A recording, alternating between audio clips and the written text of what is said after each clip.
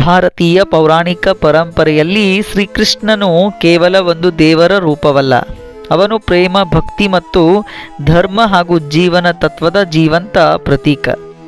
ಆ ದಿವ್ಯ ರೂಪದ ಜೊತೆಗೆ ಸದಾ ಕಾಣುವುದು ಶ್ರೀಕೃಷ್ಣನ ಕೈಯಲ್ಲಿರುವ ಕೊಳಲು. ಕೃಷ್ಣನ ಕೊಳಲನಾದವು ಕೇವಲ ಸಂಗೀತವಲ್ಲ, ಅದು ಜೀವಾತ್ಮವನ್ನು ಪರಮಾತ್ಮನತ್ತ ಆಕರ್ಷಿಸುವ ದಿವ್ಯ ಆಹ್ವಾನ. ಯಮುನಾ ತೀರದಲ್ಲಿ ಮೊಳಗಿದ ಆ ನಾದವು ಗೋಪಿಕೆಯರ ಹೃದಯವಷ್ಟೇ ಅಲ್ಲ, ಸಕಲ ಪ್ರಕೃತಿಯನ್ನೇ ಮೌನಗೊಳಿಸಿತ್ತು. ಅಂತಹ ದಿವ್ಯ ಕೊಳಲಿನ ಇತಿಹಾಸ ಮತ್ತು ಶ್ರೀಕೃಷ್ಣನು ವೈಕುಂಠ ಸೇರಿದ ನಂತರ ಆ ಕೊಳಲು ಏನಾಯಿತು, ಹೇಗಾಯಿತು ಎಂಬ ವಿಚಾರವನ್ನು ಭಕ್ತಿಯಲ್ಲಿ ಸಹಜವಾಗಿ ಉದ್ಭವಿಸುವ ಪ್ರಶ್ನೆಯಾಗಿದೆ. ಆ ಪ್ರಶ್ನೆಗೆ ಉತ್ತರ ಹುಡುಕುವ ಪ್ರಯತ್ನ ನಾವಿಂದು ಮಾಡೋಣ ಅಂತ ಹೇಳ್ತಾ, ನನ್ನ ಚಾನಲ್ ಇಷ್ಟ ಆದಲ್ಲಿ ಶೇರ್ ಮಾಡಿ, ಲೈಕ್ ಮಾಡಿ ಹಾಗೂ ಸಬ್ಸ್ಕ್ರೈಬನ್ನು ಮಾಡಿ.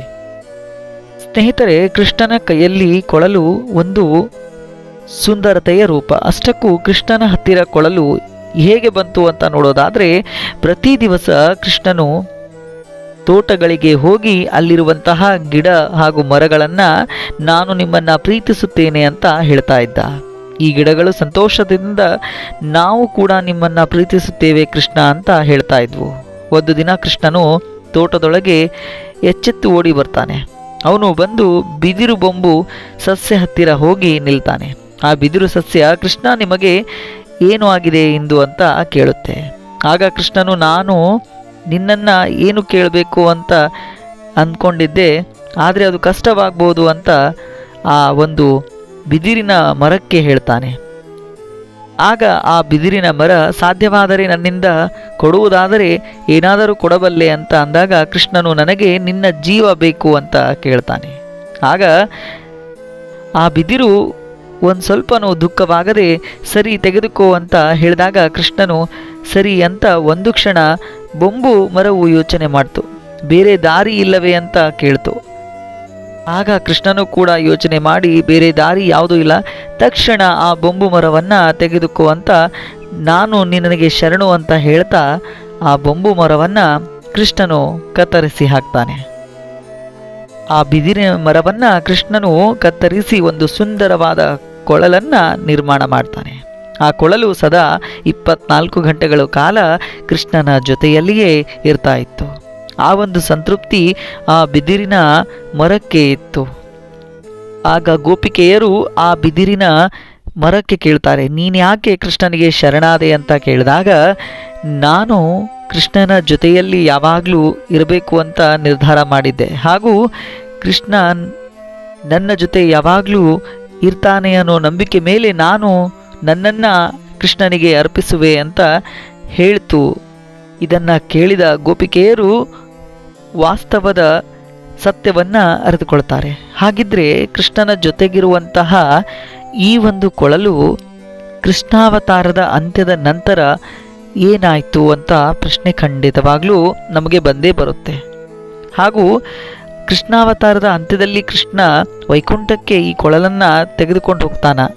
ಈ ಎಲ್ಲ ಪ್ರಶ್ನೆಗಳು ಬಂದಾಗ ಉತ್ತರ ಹುಡುಕೋದು ಕೂಡ ಸ್ವಲ್ಪ ಕಠಿಣವಾಗ್ಬೋದು. ಹಿಂದೂ ಶಾಸ್ತ್ರಗಳು ಮತ್ತು ಪುರಾಣಗಳು ಶ್ರೀಕೃಷ್ಣನ ಆತ್ಮವಾಗಿದ್ದ ಕೊಳಲು ಕಣ್ಮರೆ ಆಗುವುದರ ಬಗ್ಗೆ ಕುರಿತು ಸಾಕಷ್ಟು ವಿಚಾರಗಳನ್ನು ವ್ಯಕ್ತಪಡಿಸುತ್ತೆ. ಶ್ರೀಕೃಷ್ಣ ಕೃಷ್ಣಾವತಾರದ ನಂತರ ವೈಕುಂಠ ಲೋಕವನ್ನು ಸೇರಿದ ನಂತರ ಆತನ ಪ್ರೀತಿಯ ಕೊಳಲು ಏನಾಯಿತು, ಇಂದಿಗೂ ಶ್ರೀಕೃಷ್ಣನ ಕೊಳಲು ಇದೆಯೇ ಅಥವಾ ಇಲ್ಲವೇ, ಹಾಗೂ ಶ್ರೀಕೃಷ್ಣನ ಕೊಳಲಿಗೆ ಸಂಬಂಧಿಸಿದ ಕೆಲವೊಂದು ವಿಚಾರಗಳು ನಮಗೆ ಕಣ್ಮುಂದೆ ಬಂದಾಗ ಉತ್ತರಗಳು ಕೂಡ ಇವೆ. ಹೌದು ಸ್ನೇಹಿತರೆ, ಮೊದಲಿಗೆ ಪೌರಾಣಿಕ ಕಥೆಗಳು ಕೆಲವೊಂದು ನಮಗೆ ಹೇಳೋ ಪ್ರಕಾರ ಶ್ರೀಕೃಷ್ಣನು ತನ್ನ ಕೈಯಲ್ಲಿ ಯಾವಾಗಲೂ ಹಿಡಿದುಕೊಂಡಿರುವಂತಹ ಕೊಳಲು ಸ್ವತಃ ಶಿವನೇ ಶ್ರೀಕೃಷ್ಣನಿಗೆ ಉಡುಗೊರೆಯಾಗಿ ನೀಡಿದ್ನು ಅಂತ ಹೇಳಲಾಗುತ್ತೆ. ಹೌದು, ಶ್ರೀಕೃಷ್ಣನು ಮಗುವಾಗಿದ್ದಂತಹ ಸಂದರ್ಭದಲ್ಲಿ ಶಿವನು ಮಗುವನ್ನು ನೋಡಲು ಗೋಕುಲಕ್ಕೆ ಬರ್ತಾರೆ. ಆಗ ಶಿವನು ದದಿಚಿ ಋಷಿಗಳ ಮೂಳೆಗಳಿಂದ ತಯಾರಿಸಿದ ಈ ದೈವಿಕ ಕೊಳಲನ್ನು ಬಾಲಗೋಪಾಲನಿಗೆ ಉಡುಗೊರೆಯಾಗಿ ನೀಡ್ತಾರೆ ಅಂತ ಹೇಳಲಾಗುತ್ತೆ. ಈ ಕೊಳಲು ಆತ್ಮ ಮತ್ತು ದೈವಿಕತೆ ಮತ್ತು ಒಕ್ಕೂಟವನ್ನು ಸಂಕೇತಿಸುತ್ತೆ. ರಾಗವು ಗೋಪಿಕೆಯರ ಮಾತ್ರವಲ್ಲದೆ ಪ್ರಕೃತಿಯನ್ನು, ಪ್ರತಿಯೊಂದು ಕಣವನ್ನು ಸಂತೋಷವನ್ನು ಪಡಿಸುತ್ತೆ. ಇನ್ನು ಕೆಲವೊಂದು ಜಾನಪದ ಕಥೆಗಳ ಪ್ರಕಾರ ಶ್ರೀಕೃಷ್ಣನು ಯಾವಾಗಲೂ ನುಡಿಸುತ್ತಿದ್ದ ಕೊಳಲು ಆತನ ಮತ್ತು ರಾಧೆಯ ನಿಸ್ವಾರ್ಥ ಪ್ರೀತಿಯ ಸಂಕೇತವಾಗಿತ್ತು. ಶ್ರೀಕೃಷ್ಣ ಕೊಳಲನ್ನು ಯಾವಾಗಲೂ ರಾಧೆಗಾಗಿ ತನ್ನೊಂದಿಗೆ ಇಟ್ಟುಕೊಂಡಿರ್ತಿದ್ದ. ರಾಧೆ ದ್ವಾರಕಾ ನಗರಕ್ಕೆ ಬಂದು ತನ್ನ ಕೊನೆಯ ಉಸಿರನ್ನು ಇಳಿಯುವ ಸಂದರ್ಭದಲ್ಲಿ ರಾಧೆಯ ಅಂತಿಮ ಆಸೆಯನ್ನು ಈಡೇರಿಸುವುದಾಗಿ ಕೊಳಲನ್ನು ನುಡಿಸುತ್ತಾನೆ. ಶ್ರೀಕೃಷ್ಣನ ಕೊಳಲಿನ ಧ್ವನಿಯನ್ನು ಕೇಳುತ್ತಾ ರಾಧೆ ಕೊನೆಯ ಉಸಿರನ್ನು ಎಳಿತಾಳೆ. ರಾಧೆಯ ಈ ಮರಣವು ಶ್ರೀಕೃಷ್ಣನ ತೀವ್ರ ದುಃಖಕ್ಕೆ ದೂಡಿತು. ತನ್ನ ಪ್ರೀತಿಯ ಸ್ತಬ್ಧವಾದ ರಾಧೆ ಇನ್ನು ಮುಂದೆ ಇಲ್ಲ ಎಂದು ಅರಿತುಕೊಳ್ತಾನೆ. ರಾಧೆಯೇ ಇಲ್ಲವೆಂದ ಮೇಲೆ ಸಂಗೀತಕ್ಕೆ ಯಾವುದೇ ಅರ್ಥವಿಲ್ಲವೆಂದು ಕೊರಗಲು ಪ್ರಾರಂಭ ಮಾಡಿದಾಗ ದುಃಖ ಮತ್ತು ಆ ಒಂದು ನಿರ್ಲಿಪ್ತತೆಯನ್ನು ಆ ಕ್ಷಣದಲ್ಲಿ ಶ್ರೀಕೃಷ್ಣನು ತನ್ನ ಕೊಳಲನ್ನು ಮುರಿದು ಪೊದೆಗಳಿಗೆ ಎಸಿತಾನೆ ಅಂತ ಹೇಳಲಾಗುತ್ತೆ. ತನ್ನ ಜೀವನದಲ್ಲಿ ಮುಂದೆ ಯಾವುದೂ ವಾದ್ಯಗಳನ್ನು ನುಡಿಸೋದಿಲ್ಲ ಅಂತ ತೀರ್ಮಾನ ಕೂಡ ಮಾಡಿದನು ಅಂತ ಪುರಾಣಗಳು ಹೇಳ್ತವೆ. ಇನ್ನು ಭಾಗವತ ಸಂಪ್ರದಾಯದಲ್ಲಿ ಮತ್ತೊಂದು ನಂಬಿಕೆ ಏನೆಂದರೆ ಕೊಳಲು ಶ್ರೀಕೃಷ್ಣನ ದೈವಿಕ ಶಕ್ತಿಯ ಭಾಗವಾಗಿತ್ತು. ಮಹಾಭಾರತ ಯುದ್ಧದ ನಂತರ ಯದು ರಾಜವಂಶ ಅಂದರೆ ಯಾದವರ ಕುಲನಾಶವಾದಂತಹ ಸಂದರ್ಭದಲ್ಲಿ ಶ್ರೀಕೃಷ್ಣನು ತನ್ನ ದೇಹವನ್ನು ತ್ಯಜಿಸುವ ನಿರ್ಧಾರವನ್ನು ಮಾಡಿದಾಗ ಇಡೀ ದ್ವಾರಕಾ ನಗರವು ಸಮುದ್ರದಲ್ಲಿ ಮುಳುಗಿತು. ಕೃಷ್ಣನ ದೈವಿಕ ಕೊಳಲು ಕೂಡ ದ್ವಾರಕೆಯ ವೈಭವದೊಂದಿಗೆ ಆಳವಾದ ಸಾಗರದಲ್ಲಿ ಶಾಶ್ವತವಾಗಿ ಕಣ್ಮರೆಯಾಯಿತು ಅಂತ ಭಾಗವತ ಸಂಪ್ರದಾಯ ಕೂಡ ಹೇಳುತ್ತೆ. ಅದು ದೈವಿಕ ವಸ್ತುವಾಗಿದ್ದರಿಂದ ಅದು ಈ ನಶ್ವರ ಜಗತ್ತಿನ ಉಳಿಯುವ ಉದ್ದೇಶ ಹೊಂದಿರಲಿಲ್ಲ ಅಂತ ಕೂಡ ಹೇಳುತ್ತೆ. ಇನ್ನು ಬ್ರಜ್ ಪ್ರದೇಶದ ಜಾನಪದ ನಂಬಿಕೆಗಳ ಪ್ರಕಾರ ಶ್ರೀಕೃಷ್ಣನು ತನ್ನ ಕೊಳಲು ನಾಶ ಮಾಡಲಿಲ್ಲ, ಬದಲಾಗಿ ಅದನ್ನು ಯಮುನಾ ನದಿಯ ದಡದಲ್ಲಿ ಬಿಟ್ಟು ಹೋದನು ಅಂತ ಹೇಳ್ತಾರೆ. ದೈವಿಕ ಕೊಳಲು ಕಾಲಾನಂತರದಲ್ಲಿ ಪವಿತ್ರ ಮರ ಬಳ್ಳಿಯಾಗಿ ರೂಪುಗೊಳ್ಳುತ್ತೆ. ಇಂದಿಗೂ ಬ್ರಜ್ನಲ್ಲಿರುವಂತಹ ಕೆಲವು ಹಳೆಯ ಮರಗಳು ವಂಶಿ ಮರಗಳು ಅಥವಾ ವಂಶವೃಕ್ಷ ಮರಗಳಾಗಿ ಪೂಜೆಯನ್ನು ಮಾಡ್ತಾರೆ. ಶ್ರೀಕೃಷ್ಣನು ಕೊಳಲು ಆತನ ಆತ್ಮವಾಗಿದ್ದರಿಂದ ಅದು ಎಂದಿಗೂ ನಾಶ ಮಾಡಲು ಸಾಧ್ಯವಾಗಿರಲಿಲ್ಲ. ಹಾಗಾಗಿ ಸೂಕ್ಷ್ಮ ರೂಪದಲ್ಲಿ ಪಡೆದುಕೊಂಡು ಅಲೌಕಿಕವಾಗಿ ಉಳಿದಿದೆ ಅಂತ ಅಲ್ಲಿನ ಸಂತರು ಕೂಡ ನಂಬ್ತಾರೆ. ಇನ್ನು ಆಧ್ಯಾತ್ಮಿಕ ದೃಷ್ಟಿಕೋನದಿಂದ ನಾವು ನೋಡೋದಾದರೆ ಶ್ರೀಕೃಷ್ಣನು ಕೊಳಲು ಪ್ರಸ್ತುತ ಕಾಣಲು ಸಿಗದೇ ಇರುವುದು ಜೀವನದ ದೊಡ್ಡ ತತ್ವಶಾಸ್ತ್ರವನ್ನು ಪ್ರತಿಬಿಂಬಿಸುತ್ತೆ. ಕೃಷ್ಣ ವೃಂದಾವನದ ಸ್ಥಳಗಳಲ್ಲಿ ವಾಸ ಮಾಡುತ್ತಿದ್ದಾಗ ಅವನು ಪ್ರೀತಿಯ ಸಾಕಾರವಾಗಿದ್ದರು, ಧರ್ಮದ ರಕ್ಷಕನಾಗಿದ್ದನು. ರಾಜ ಕರ್ತವ್ಯ ಮತ್ತು ನೀತಿಯ ಹಾದಿ ಪ್ರಾರಂಭಿಸಿದಾಗ ಅವನು ತನ್ನ ಕೊಳಲನ್ನು ತ್ಯಜಿಸಿದ ಅಂತ ಕೂಡ ಹೇಳಲಾಗುತ್ತೆ. ಹಾಗಾದರೆ ಕೃಷ್ಣನ ಕೊಳಲು ಎಲ್ಲಿದೆ ಅಂತ ಪ್ರಶ್ನೆ ಬಂದಾಗ ಇಷ್ಟೆಲ್ಲ ಮಾಹಿತಿಗಳು ಬರ್ತವೆ. ಆದರೆ ಅದು ಕಣ್ಣಿಗೆ ಕಾಣೋದಿಲ್ಲ, ಆದರೆ ಅನುಭವಕ್ಕೆ ಖಂಡಿತ ಮಾತ್ರ ಬಂದೇ ಬರುತ್ತೆ.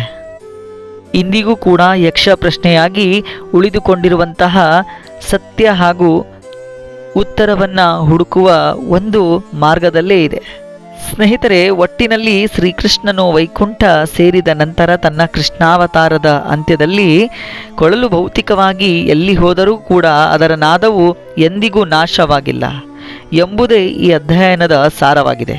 ಕೆಲವರಿಗೆ ಅದು ಯಮುನಾ ನದಿಯಲ್ಲಿ ಲೀನವಾಗಿ ದಿವ್ಯ ವಸ್ತು ಅಂತ ಹೇಳ್ತಾರೆ. ಇನ್ನೊಬ್ಬರು ವೈಕುಂಠದಲ್ಲಿ ಶಾಶ್ವತವಾಗಿ ಉಳಿದ ದೈವಿಕ ಚಿಹ್ನೆ ಅಂತ ಕೂಡ ಹೇಳ್ತಾರೆ. ಇನ್ನು ಮತ್ತೊಬ್ಬರು ಅದು ಮೌನದ ರೂಪದಲ್ಲಿ ಜ್ಞಾನವಾಗಿಯೇ ಮಾನವ ಹೃದಯದಲ್ಲಿ ಜೀವಂತವಾಗಿ ಉಳಿದಿದೆ ಅಂತ ನಂಬುತ್ತಾರೆ. ಆ ಕೊಳಲು ಕೂಡ ಕಲಿಸುವ ಪಾಠ ಕೂಡ ಒಂದೇ. ಅಹಂಕಾರವನ್ನು ತ್ಯಜಿಸಿ ಒಳಗಿನಿಂದ ಖಾಲಿಯಾದಾಗ ಮಾತ್ರ ದೇವರ ಕೃಪೆಯ ನಾದ ನಮ್ಮೊಳಗೆ ಹರಿಯುತ್ತದೆ. ಹೀಗಾಗಿ ಕೊಳಲು ಮೌನವಾಗಿದ್ದರೂ ಅದರ ಸಂದೇಶ ಶಾಶ್ವತ. ಯುಗಗಳು ಬದಲಾದರೂ ಕೃಷ್ಣನ ನಾದ ಭಕ್ತರ ಹೃದಯದಲ್ಲಿ ಸದಾ ಪ್ರತಿನಿಧಿಸುತ್ತದೆ ಅಂತ ಹೇಳ್ತಾ ಇಂದಿನ ವಿಡಿಯೋಕ್ಕೆ ನಾನು ತೆರೆಯನ್ನು ಎಳೆಯುತ್ತೇನೆ. ಮುಂದಿನ ವಿಡಿಯೋದಲ್ಲಿ ಹೊಸ ಮಾಹಿತಿ ಜೊತೆಗೆ ಮತ್ತೆ ಸಿಗೋಣ. ಧನ್ಯವಾದಗಳು.